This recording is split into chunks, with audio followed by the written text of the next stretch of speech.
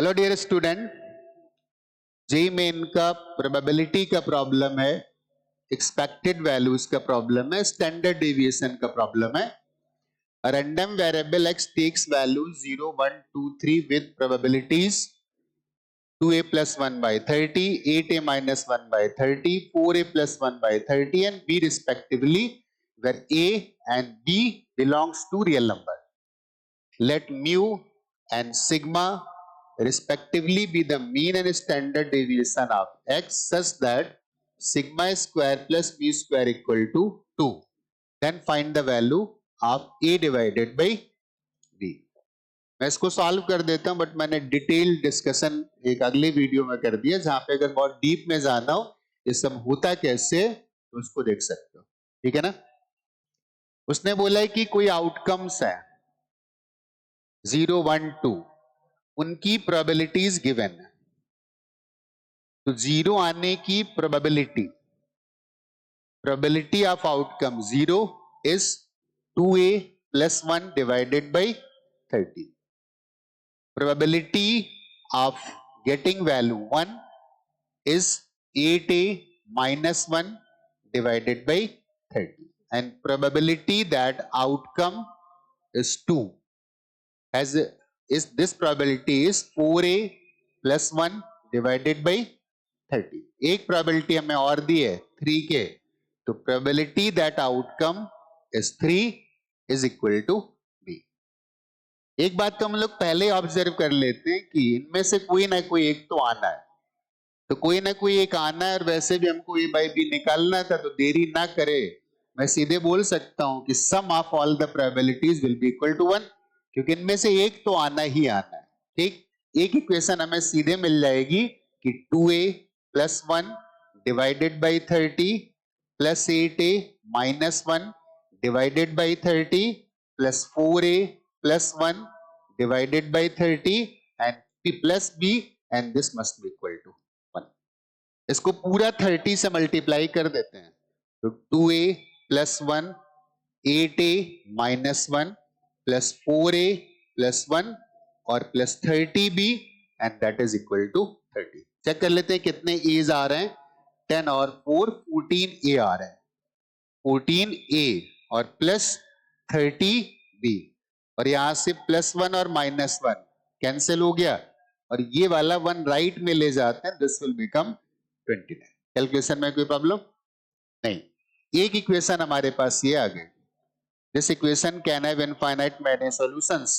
इसका मतलब हमें एक इक्वेशन की और जरूरत पड़ेगी, और उसके लिए हमारे पास यहां पर डेटा गिवन है। क्लियर।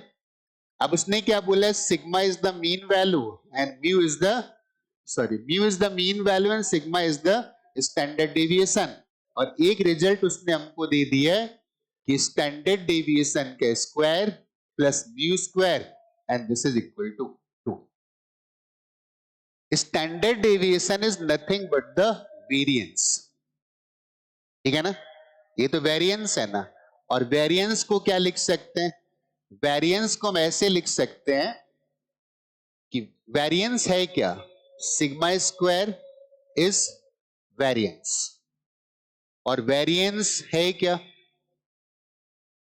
वेरिएंस का मतलब है expectation of x square minus expectation of x का होल स्क्वायर, और एक्सपेक्टेशन ऑफ एक्स का स्क्वायर मतलब है this is mean square, right. और मीन हमें ऑलरेडी पता है कितना, म्यू, तो this minus expectation of x square. तो जब यहां पे वैल्यू पुट करेंगे तो एक सिंप्लीफिकेशन और भी हो गया, क्या, this is expectation of square of X minus expectation of X इसका square, and that is equal to, और एक साथ में म्यू स्क्वायर ऑलरेडी आ रहा है, तो minus plus mu square, and this is equal to, ये खुद ही लिखा हुआ है म्यू स्क्वायर, तो ये म्यू स्क्वायर और म्यू स्क्वायर कैंसिल हो गया।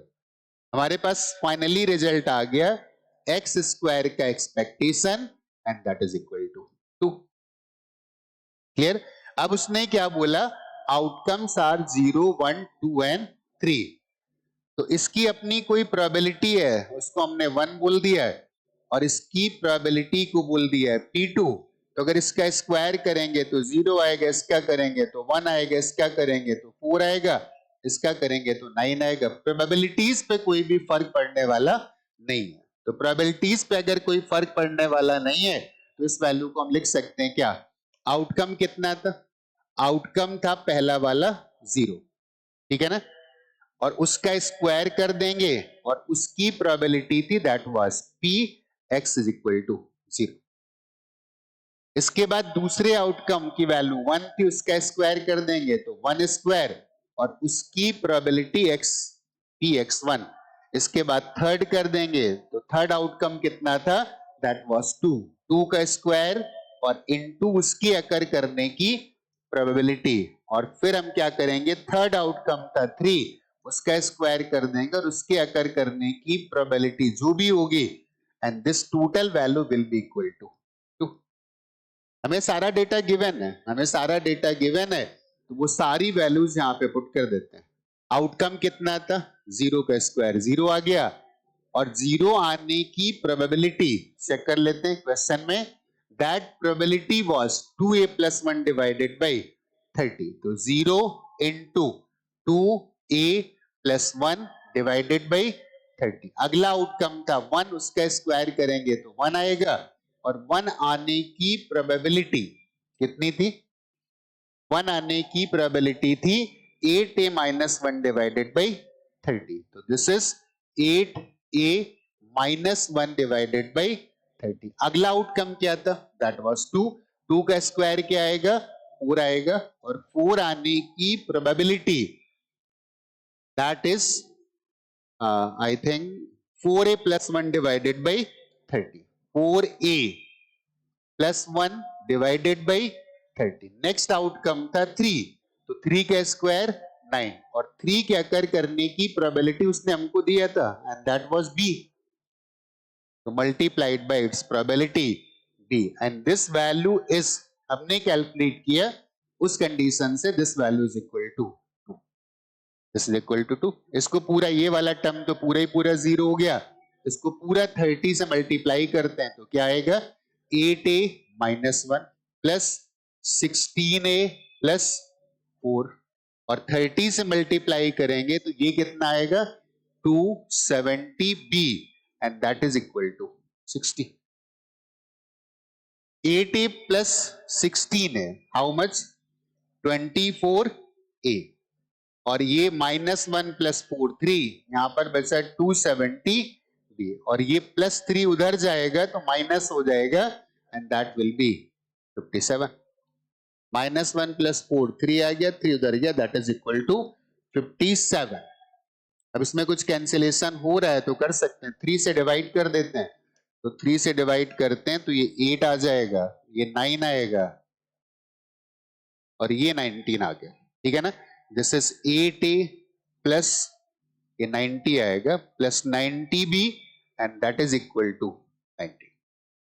एक रिलेशन हमारे पास ये आ गया, एक रिलेशन हम ऑलरेडी निकाल चुके थे, उसको भी लिख लेते हैं, 14a + 30b equal to 29। 14a + 30b, 14a + 30b, and that is equal to 29। अब इसको अगर सिंपली सॉल्व करना है तो साफ साफ दिख रहा है कि इसको 3 से मल्टीप्लाई करते हैं, और 3 से मल्टीप्लाई करेंगे कितना आएगा, 42a + 90b, और ये आ जाएगा 87। 8a + 90b, and that is equal to 90। इसको सब्ट्रैक्ट कर देते हो, ठीक है ना, अदरवाइज भी हो सकते थे, बट इसको सब्ट्रैक्ट करेंगे तो 42 - 8a, and that will be equal to 32a, and that is equal to 34a। एक मिनट,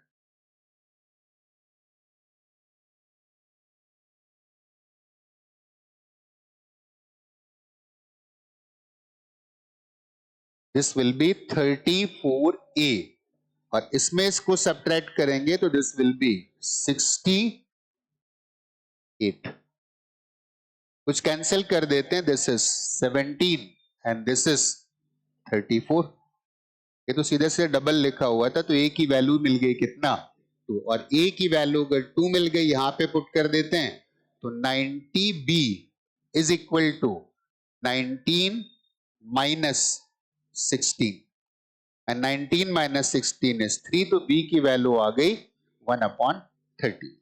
आई थिंक राइट, राइट, b की वैल्यू आ गई 1/ कितना 30। हमसे पूछा था a डिवाइडेड बाई b, तो a डिवाइडेड बाई b का मतलब है a की वैल्यू कितनी थी, a की वैल्यू थी 2, तो 2 divided by 1/30 and that is equal to 60। Check कर लेते हैं कोई आंसर आया कि नहीं आया, and third part is the correct answer. बड़ा अच्छा लगता है ना जब कैलकुलेशन के बाद कोई ऑप्शन दिख जाए, भले ही गलत हो, है ना।